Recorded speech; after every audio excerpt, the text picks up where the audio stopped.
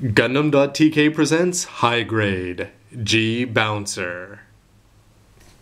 Hey, what's up again, everybody? It's Robert184, 2Rs, 2Bs, GundamReviews.net, and you've already seen the unbox and the parts for this 1144th G Bouncer. Now it's time to take a look at it all put together and compare it to some of Wolf and the other Age suits. Can't wait to see how this guy's gonna look.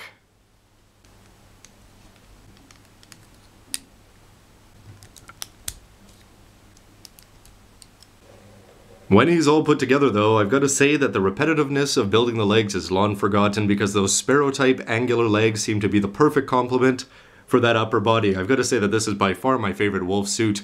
Just from everything, the angles, especially up here in the shoulders, and you can see that even especially the waist skirts and things like that, combined with that angular head and those cool black stickers on the chest, this is a very cool looking kit right out of the box with just a little bit of lining. And I've added the backpack, which is going to be quite evident from the back and the sides. You can see that even without the thrusters extended that it's going to be quite large. From the front though, he's not going to really lose that sleek ninja-like appearance because it's just going to hang down and just sort of add a little bit of bulk and Batman-ishness to this guy, which I have to say is a big plus visually. For posability, the skirts are going to be attached here, but you can bring the legs forward, and if you get the side skirts out of the way, you can bring the legs not quite for full splits.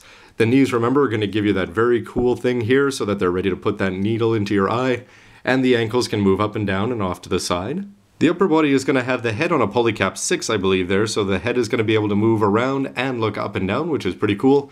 The shoulders, you can see that they're going to rotate around, but you're going to have those thrusters to deal with if you're trying to do anything too fancy. Remember that built-in right there, they can come forward and back and up and down, so you are going to have great mobility. This part here can also go up and down, but the shoulder is going to rotate, and you're going to get that bend of well over 90 degrees, but you're not going to get 180. The wrists, they are going to do nothing, and if you want to bring it across and touch the other shoulder, well, it's not quite going to work unless you bring it up above the chest.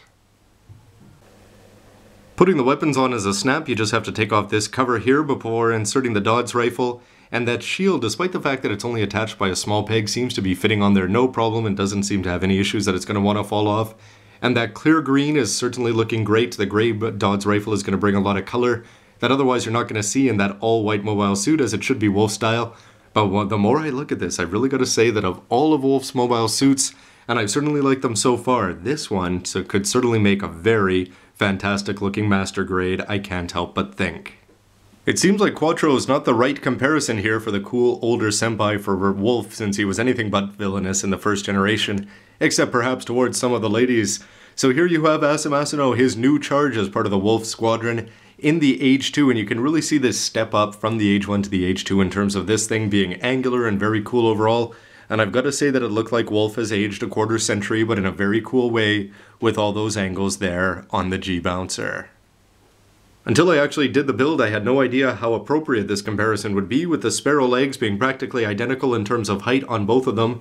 And you can see that the Bouncer's head is just going to be pretty much identical to the Sparrow, even though the shoulders are going to look a little bit smaller, but certainly nowhere near that overall sleek appearance that Flit had in the first generation. But here's the comparisons I've been waiting for, and probably you as well, with the Genuis Custom here. You can just see how big and bulky these legs are compared to the aforementioned Sparrows, and you can just see that the waist skirt is going to be way more exciting here. Over on the G Bouncer and the upper body, the shoulders, everything except for the clear part for the face, which is certainly going to bring the Genuis alive in terms of visual impact. I think it's more than made up for here by the fact that he's got the big ears and that very cool looking face and shoulders. And while the GX has had a great debut in the anime, I don't think it's aged that well in my eyes over these few weeks since it debuted. The legs are going to be a little bit bulky. There's lots of gray showing through, which is sort of going to make that a little bit cool looking. Although I do really like this all-white approach. Pretty much the only gray that you're going to see is on the elbows there, besides the Dodds. But he does have this oversized shield here, which is going to have the Wolf logo on it, which is a good thing. And that gray part underneath, but the beam rifle seems a little bit oversized. The shoulders, while cool, are nowhere near as cool as this. And that head, which I used to think was cool with some cool wolf ears, again has just been topped by its successor.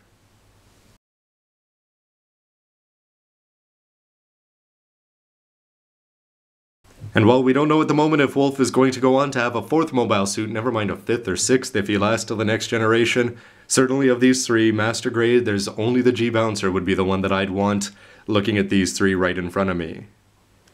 Into the posing though, where you're going to notice that these thrusters on the back are going to cause problems like that, weight issues, especially with those skinny Sparrow legs. So let's try that again, and the sparrow legs, because they are so small, they're just going to have a very small amount of surface area sticking onto the ground. Good posability, but overall he's got a lot of weight on that upper body, and you can see that you're going to have a few issues with that.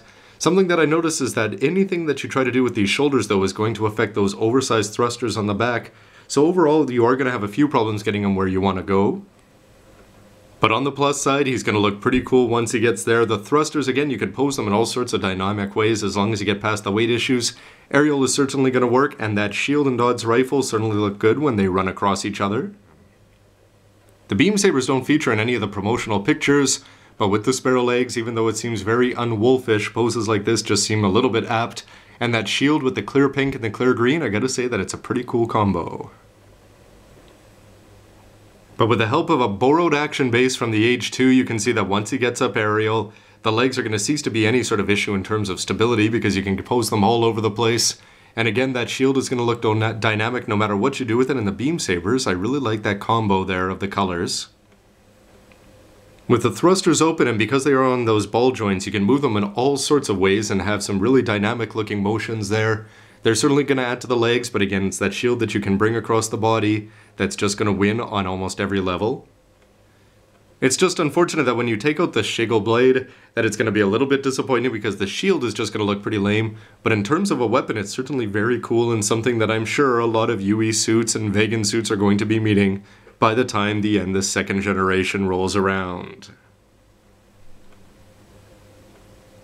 So that'll wrap up my look at the mobile suit mode of this high-grade G-Bouncer, and I gotta say that there's a lot of positives, especially with the looks. But why don't you let me know what you think of it, especially compared to some of the other mobile suits, both for Wolf and what we've seen in the rest of high-grade Gundam Age.